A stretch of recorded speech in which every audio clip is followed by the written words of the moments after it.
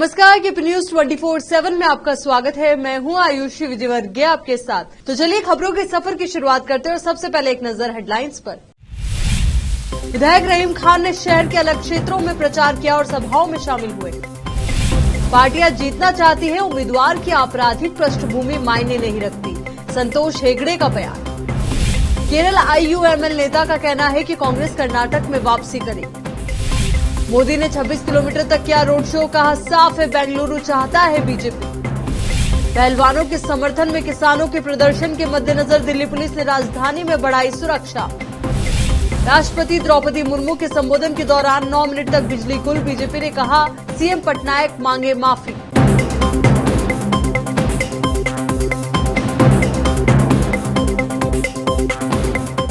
चलिए अब समाचारों का सिलसिला शुरू करते हुए देखते हैं समाचार विस्तार से। पहले देखेंगे स्थानीय समाचार। बीदर विधानसभा क्षेत्र से कांग्रेस प्रत्याशी विधायक रहीम खान ने शहर के विभिन्न हिस्सों में जोर शोर से प्रचार किया और शहर के पुराने क्षेत्र सहित नए क्षेत्र में पैदल घर घर जाकर वोट मांगते नजर आए। डबल इंजन की सरकार सभी मोर्चों पर विफल रही है। प्रदेश की जनता भाजपा के कुशासन से तंग आ चुकी है। धर्मनिरपेक्ष जनता दल के लिए सत्ता राज्य के विकास से ज्यादा महत्वपूर्ण। उन्होंने कहा कि प्रदेश की जनता ने इस बार कांग्रेस को सरकार की कमान सौंपने का फैसला किया है। 3 बार विधायक के रूप में मैंने जनता की उम्मीदों के अनुरूप काम किया है। जैसे जैसे राज्य में कांग्रेस सत्ता में आएगी और काम होगा। उन्होंने मतदाताओं से बीदर के विकास, शांति और सद्भाव के लिए जीतने की अपील की। बाद में उन्होंने जिला बार एसोसिएशन के कार्यालय का दौरा किया और वोट मांगा। उन्होंने पूर्व मंत्री PGR सिंधिया के नेतृत्व में मराठा नेताओं की बैठक में भाग लिया। वकीलों और मराठा नेताओं से अच्छी प्रतिक्रिया मिली है। कांग्रेस जिला अभियान समिति के अध्यक्ष अमृत राव चिमाकोट सहित अन्य नेता उपस्थित थे।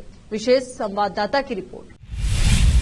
बीदर के सांसद एवं केंद्रीय राज्य उर्वरक मंत्री भगवंत खुबा ने कहा कि 2023 के विधानसभा आम चुनाव के मद्देनजर जिले के सभी विधानसभा क्षेत्रों में पार्टी के कुछ नेता अपने अधीनस्थ शिक्षण संस्थानों में चुनाव संबंधी कार्य कर रहे हैं। ये दुखद है कि जिला प्रशासन एवं लोक शिक्षा संस्थान इसकी अनदेखी कर रहे हैं। शैक्षणिक संस्थानों में बैठकर पैसा बांटना, संस्था के कर्मचारियों के चुनाव में इसका इस्तेमाल करना, पोलिंग टिकट जमा कराना, जगह जगह बांटना आदि लापरवाही से चल रहा है। इतना सब कुछ होने के बावजूद किसी भी शिक्षण संस्थान व अन्य के खिलाफ कोई कार्रवाई नहीं की। जिला प्रशासन के लिए चुनाव नियमों पर अधिक ध्यान देना चाहिए। चुनाव प्रक्रिया में शामिल शिक्षण संस्थान, शिक्षक, संस्था के विकास के लिए सरकारी वेतन प्राप्त करने वाले व्याख्याता, इन सभी को चुनाव प्रक्रिया में भाग लेने की अनुमति नहीं। फिर भी वे संस्था के अध्यक्ष के दबाव में चुनाव प्रचार में लगे हुए हैं। उनके खिलाफ कोई कार्रवाई नहीं हुई है। मैं इन सभी चीजों को बहुत करीब से देख रहा हूँ। शिक्षण संस्थानों का उपयोग शिक्षा के लिए 0% और 100% राजनीति के लिए किया जा रहा है। बच्चे बिना पढ़े राजनीतिक मुद्दों को अपने सिर पर रखकर अपनी शिक्षा को खराब कर रहे हैं।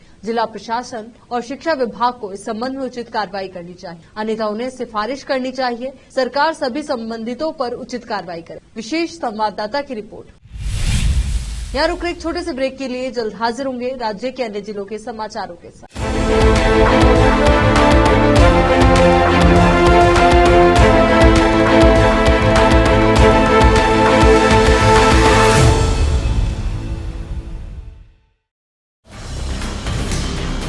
हिंदुस्तान के हर कोने में हम हैं मौजूद। 24 घंटे हालात पर गहरी नजर, खबरों से जुड़े चुपते सवालात और आपको दिखाता है धार्मिक, सामाजिक, राजनीतिक, लोकल और इंटरनेशनल न्यूज की सबसे बेहतर कवरेज, जो आपको रखती है हर पल बाखबर। देश और दुनिया भर की खबर के लिए देखते रहें केपी न्यूज 24/7। ब्रेक के बाद एक बार फिर से आपका स्वागत। लोकायुक्त न्यायमूर्ति एन संतोष हेगड़े ने याद करते हुए कहा कि जब वो छोटे थे तो उनके माता पिता ने उन्हें डॉक्टर, इंजीनियर या IAS अधिकारी बनने के लिए कहा था, लेकिन अब हर कोई राजनेता बनना चाहता है। कारण वो सोचते हैं कि नेता होना अधिक लाभकारी है। उन्होंने कहा यहाँ तक कि उपद्रवी पत्रकार भी चुनाव लड़ रहे हैं और खुद को निंदक कहते हैं, क्योंकि उन्हें भविष्य के लिए बहुत कम उम्मीद है। अगर मौजूदा स्थिति बनी रहती है चुनाव प्रचार के दौरान लोगों को प्रभावित करने वाले मुद्दों और विषयों पर चर्चा नहीं की जाती। इसके बजाय एक दूसरे पर कीचड़ उछाला और उंगली उठाई जाती। चुनाव प्रचार का स्तर गिर गया है। पूर्व लोकायुक्त न्यायमूर्ति एन संतोष हेगड़े ने कहा कि युवा मतदाताओं को योग्य उम्मीदवारों के लिए मतदान करना और यदि वे उनमें से किसी से खुश नहीं है तो उन्हें नोटा यानी इनमें से कोई नहीं दबाना चाहिए। उन्होंने कहा कि वो पूरे हालात को देखते हुए अब निंदक हो गए। हर पार्टी वादे करने में दूसरों को मात देने की कोशिश करती है बिना ये जाने कि उन्हें कैसे लागू किया जा सकता है। इन वादों को पूरा करने का वित्तीय निहितार्थ बहुत बड़ा है। आज के चुनाव प्रचार में सच्चाई के लिए कोई सम्मान नहीं है। पार्टियां सिर्फ ये सोचकर बयान देती है कि मतदाता झूठ बोलने और वोट देने के लिए काफी भोले हैं। इंडियन यूनियन मुस्लिम लीग यानी कि IUML देश में सांप्रदायिक तत्वों के खिलाफ लड़ाई में धर्मनिरपेक्ष वोटों को मजबूत करने के अपने प्रयासों में लगी हुई है। कर्नाटक में विधानसभा चुनाव से पहले पार्टी ने कांग्रेस को अपना समर्थन देने के लिए एक टुकड़ी भेजी थी, जो सत्तारूढ़ दल भाजपा के खिलाफ मोर्चा खोल रही है।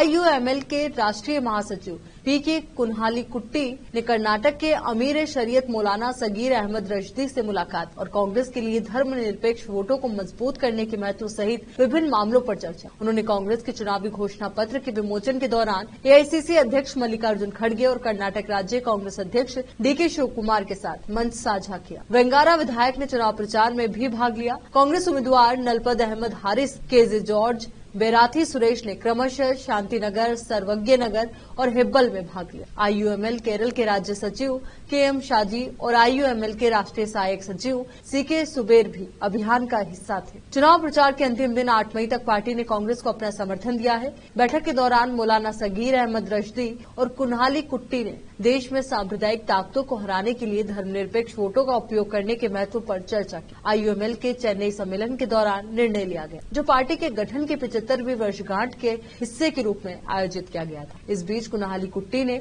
एक बयान में भरोसा जताया कि कांग्रेस कर्नाटक में वापसी करेगी।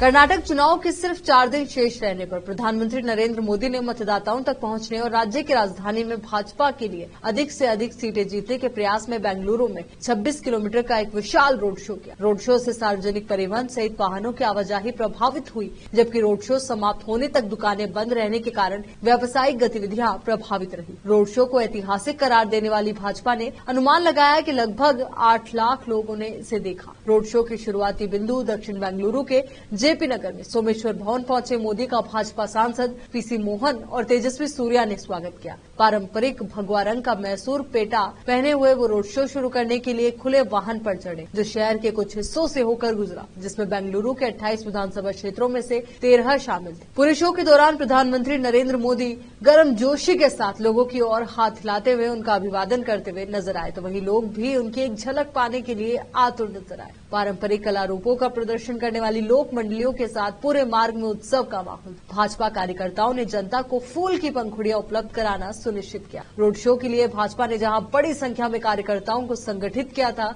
वहीं आम जनता की संख्या पार्टी कार्यकर्ताओं से अधिक। हजारों लोगों ने अपने पूरे परिवारों के साथ भाग लिया। बच्चों को मोदी के चेहरे के साथ छपे मास्क पहने, उनके पोस्टर और पेंटिंग पकड़े हुए देखा, जबकि अन्य ने उनके कटआउट लिए हुए थे। यहाँ पर फिर से रुकते एक छोटे से ब्रेक के लिए, जल्द हाजिर होंगे कुछ और अहम खबरों के साथ।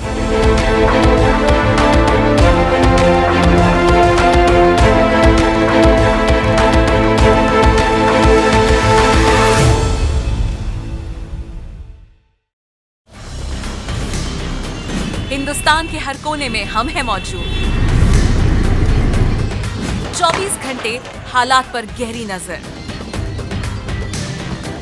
खबरों से जुड़े चुपते सवालात, और आपको दिखाता है धार्मिक, सामाजिक, राजनीतिक, लोकल और इंटरनेशनल न्यूज की सबसे बेहतर कवरेज, जो आपको रखती है हर पल बाखबर। देश और दुनिया भर की खबर के लिए देखते रहें KP News 24/7। ब्रेक के बाद एक बार फिर से आपका स्वागत है। संयुक्त किसान मोर्चा एसकेएम द्वारा घोषणा किए जाने के बाद राष्ट्रीय राजधानी में जंतर मंतर समेत कई जगह पर सुरक्षा बढ़ा दी गई है। दरअसल संयुक्त किसान मोर्चा पहलवानों के समर्थन में दिल्ली सहित देश भर में विरोध प्रदर्शन करने जा रहा है। यौन उत्पीड़न के आरोपों का सामना कर रहे भारतीय कुश्ती महासंघ WFI के अध्यक्ष और भाजपा सांसद बृजभूषण शरण सिंह की गिरफ्तारी और पद से बर्खास्त करने की मांग को लेकर पहलवान पिछले 10 दिनों से जंतर मंतर पर विरोध प्रदर्शन कर रहे हैं। एसकेएम के शनिवार को जारी बयान के मुताबिक 7 मई यानी आज पंजाब, हरियाणा, दिल्ली और उत्तर प्रदेश से संगठन के कई नेता जंतर मंतर पर धरना स्थल का दौरा करेंगे और प्रदर्शनकारी पहलवानों को समर्थन देंगे। विशेष रूप से एसकेएम ने अब निरस्त कृषि कानूनों के खिलाफ राष्ट्रीय राजधानी की सीमाओं पर साल भर चलने वाले किसानों के विरोध का नेतृत्व किया था। शुक्रवार को हरियाणा के गृह एवं स्वास्थ्य मंत्री अनिल विज ने जंतर मंतर के पास प्रदर्शनकारी पहलवानों को अपना समर्थन दिया। हरियाणा के गृह मंत्री ने कहा कि उन्हें विरोध करने वाले पहलवानों के लिए पूरी सहानुभूति और समर्थन है। उन्होंने आश्वासन भी दिया कि वो उनकी ओर से सरकार के साथ मध्यस्थता और बातचीत करने के लिए तैयार है। अनिल विज ने कहा, इस पूरे मामले को अब उच्चतम स्तर पर देखा जा रहा है। चूंकि मैं खेल मंत्री भी रहा हूं, मेरी सहानुभूति और समर्थन विरोध करने वाले पहलवानों के साथ है। अगर वे चाहते हैं कि मैं सरकार से बात करूं तो मैं ऐसा करने को तैयार हूं। इसके अलावा केंद्रीय खेल मंत्री अनुराग ठाकुर ने शुक्रवार को कहा कि दिल्ली पुलिस कुश्ती महासंघ के प्रमुख के खिलाफ निष्पक्ष जांच कर रही है और प्रदर्शनकारी पहलवानों की मांगों को पूरा करने के लिए काम कर रही है। ओडिशा के बारीपदा स्थित महाराजा श्री रामचंद्र भंजदेव विश्वविद्यालय के 12वें दीक्षांत समारोह में शनिवार को राष्ट्रपति द्रौपदी मुर्मू के संबोधन के दौरान बिजली गुल होने से राज्य में राजनीतिक विवाद पैदा हो गया। मुर्मू विश्वविद्यालय के 12वें दीक्षांत समारोह को संबोधित कर रही थी। उनका भाषण शुरू होने के 4 मिनट बाद बिजली गुल होने से आयोजन स्थल पर अंधेरा छा गया। मुर्मू ने अंधेरे में भी अपना भाषण जारी रखा, जो सुबह 11:56 से दोपहर 12:05 तक 9 मिनट तक चला। इसके बाद बिजली आपूर्ति बहाल हुई। इसे सुरक्षा में बड़ी चूक करार देते हुए भारतीय जनता पार्टी के प्रदेश अध्यक्ष मनमोहन सामल ने मुख्यमंत्री नवीन पटनायक से माफी मांगने को कहा। उन्होंने कहा, ये पूरे राज्य के लिए शर्म की बात है। राज्य सरकार दावा करती है कि ओडिशा बिजली अधिशेष राज्य है, लेकिन वह उस स्थान पर बिजली उपलब्ध नहीं करा सका जहां देश के प्रथम नागरिक मौजूद। हम मुख्यमंत्री से माफी की मांग करते हैं। वहीं बीजू जनता दल यानी कि बीजेपी के उपाध्यक्ष देवी प्रसाद मिश्रा ने कहा कि इस चूक के लिए जिम्मेदार लोगों का पता लगाने के लिए जांच की जाएगी। वरिष्ठ कांग्रेस नेता पंचानन कानूनगो ने कहा कि पूरे राज्य के लिए बड़े शर्म की बात है। हम इस घटना के लिए राज्य सरकार से मांग करते हैं कि वो राष्ट्रपति से माफी मांगे। केंद्रीय वित्त मंत्री निर्मला सीतारमण ने रविवार को बेंगलुरु में कहा कि आज ग्लोबल ऑर्डर इतना आपस में जुड़ गया है कि क्रिप्टो संपत्ति को विनियमित करने के लिए किसी एक देश का कोई भी कदम उठाना अप्रभावी होगा, क्योंकि प्रौद्योगिकी सीमाओं की परवाह नहीं करती। निर्मला सीतारमण ने कहा कि बहुपक्षीय विकास बैंकों, मल्टीलेटरल डेवलपमेंट बैंक्स के कामकाज और एजेंडे को अब 21वीं सदी की अपेक्षाओं के अनुरूप बनाना हो। आज आप एमडीबी को उस तरह से नहीं चला सकते जिस तरह से आपने पहले बाजार से संसाधन जुटाए थे। आज पैसा कहीं अधिक बहुमुखी तरीकों से जुटाया जाता है। केंद्रीय वित्त मंत्री ने कहा कि आज कई विकसित अर्थव्यवस्थाएं मंदी का सामना करने के कगार पर है, जबकि भारत के मंदी में जाने की संभावना 0 है। लेकिन हम आत्मसंतुष्ट होकर नहीं बैठ सकते, क्योंकि हमने 2047 तक एक विकसित और उन्नत अर्थव्यवस्था बनने का लक्ष्य रखा। One country taking any kind of step is going to be most ineffective because you are people who know how technology plays out. It doesn't care for any boundaries or borders. So how exactly is one country going to be successful in regulating, controlling crypto assets? I've taken that as one small example, but that's how today the global order has become so interlinked that you're not able to take action, or you're taking action on the wrong people, not intended, but consequences are spilling over. So that is where redefining global order has gained momentum. And that's what exactly we are also talking about when we go to the World Bank meeting or IMF meeting or in the G20, that multilateral developmental banks agenda. अंतर्राष्ट्रीय हिंदू परिषद के अध्यक्ष प्रवीण तोगड़िया मध्य प्रदेश के आदिवासी जिले डिंडोरी पहुंचे और कहा कि हिंदू खतरे में है, इसलिए हम देश भर में हनुमान चालीसा केंद्र बनाकर उन्हें जगाने का काम करें। तोगड़िया ने गांव-गांव में साप्ताहिक हनुमान चालीसा पर जोर दिया। इसके अलावा तोगड़िया ने द केरला स्टोरी फिल्म को लेकर भी बयान दिया। तोगड़िया ने कहा कि फिल्म वास्तविक घटना का चित्रण करती और हिंदू लड़कियों को फंसाना देश भर में हो ही रहा है। हिंदू लड़कियों को बचाना जरूरी है। उन्होंने विपक्ष के बवाल को लेकर कहा कि हर एक का काम है बोलने का, बोलने का अधिकार भी है। हिंदू लड़कियों की रक्षा होनी चाहिए। कर्नाटक में कांग्रेस द्वारा बजरंग दल पर बैन वाली बात पर भी बयान दिया। कर्नाटक में कांग्रेस द्वारा अपने घोषणा पत्र में बजरंग दल पर बैन लगाने पर प्रवीण तोगड़िया ने कहा कि इस देश में किसी भी हिंदू संगठन पर प्रतिबंध नहीं लगना चाहिए, क्योंकि हिंदू इस्लामिक आतंकवाद का भोग है। मंदिर टूटे हैं, गाय कटी है, लोग मरे हैं, तो भोग बनने वालों को सजा कैसे देंगे।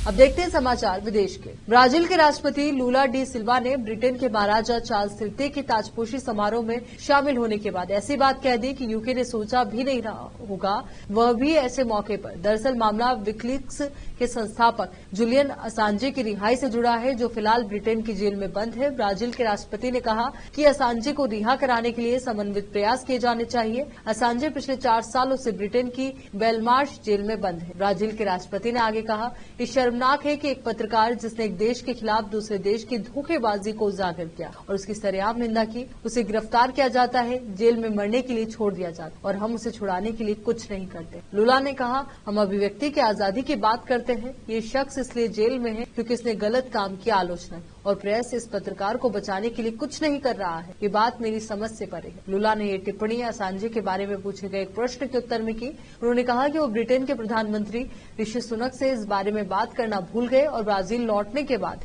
इस संबंध में सुनक को एक पत्र लिखेंगे। अमेरिका में टेक्सास के बाद उत्तरी कैलिफोर्निया में एक कॉलेज परिसर के पास आयोजित पार्टी में शनिवार तड़के हुई गोलीबारी की घटना सामने आई है। इसमें 17 वर्षीय एक लड़की की मौत हो गई है और 5 अन्य लोग घायल हो गए। पुलिस ने जानकारी दी। पुलिस प्रमुख बिली ऑल्ड्रिज ने कहा कि गोलीबारी की घटना के बारे में अधिकारियों को तड़के करीब 3:30 बजे सूचना मिली। उन्होंने पाया कि चिको में एक इमारत में स्थित अपार्टमेंट में 6 लोगों को गोली लगी है। उन्होंने कहा कि घायलों को अस्पताल ले जाया गया, जहां उनमें से एक किशोरी की मौत हो गई। ऑल्ड्रिज ने कहा कि 21 और 19 साल के 2 युवक तथा 17 साल की किशोरी अस्पताल में भर्ती हैं और उनकी हालत स्थिर है। पुलिस प्रमुख के मुताबिक 18 और 20 साल के 2 अन्य युवकों को इलाज के बाद अस्पताल से छुट्टी दे दी गई। पुलिस ने कहा कि गोलीबारी की घटना के बाद आसपास के इलाके के लोगों को कोई खतरा नहीं है। चलिए अब एक नजर डालते हैं फिल्मी समाचारों पर। शाहरुख खान की भी नहीं सुन रहे हैं आर्यन खान, फैंस के सवाल पर खुली किंग खान की पोल। अब देखते हैं समाचार खेल जगत के। तो सबसे पहले बात करेंगे आईपीएल टूर्नामेंट्स की। तो गुजरात टाइटंस और लखनऊ सुपर जायंट्स के मुकाबले की अगर हम बात करें तो हार्दिक के खिलाफ कृणाल ने टॉस जीता है। लखनऊ की पहले गेंदबाजी है। आखिर में देखते हैं समाचार बाजार के। सोने की आसमान छूती कीमत ने लोगों का मूड बिगाड़ा है। खरीदारी घटने से अब तगड़ा झटका लगा है। अब फिर से एक नजर डालते हैं सुर्खियों पर। विधायक रहीम खान ने शहर के अलग क्षेत्रों में प्रचार किया और सभाओं में शामिल हुए। पार्टियां जीतना चाहती है, उम्मीदवार की आपराधिक पृष्ठभूमि मायने नहीं रखती, संतोष हेगड़े का बयान। केरल आईयूएमएल नेता का कहना है कि कांग्रेस कर्नाटक में वापसी करेगी। मोदी ने 26 किलोमीटर तक किया रोड शो, कहा साफ है बेंगलुरु चाहता है बीजेपी। पहलवानों के समर्थन में किसानों के प्रदर्शन के मद्देनजर दिल्ली पुलिस ने राजधानी में बढ़ाई सुरक्षा। राष्ट्रपति द्रौपदी मुर्मू के संबोधन के दौरान 9 मिनट तक बिजली गुल। बीजेपी ने कहा सीएम पटनायक मांगे माफी।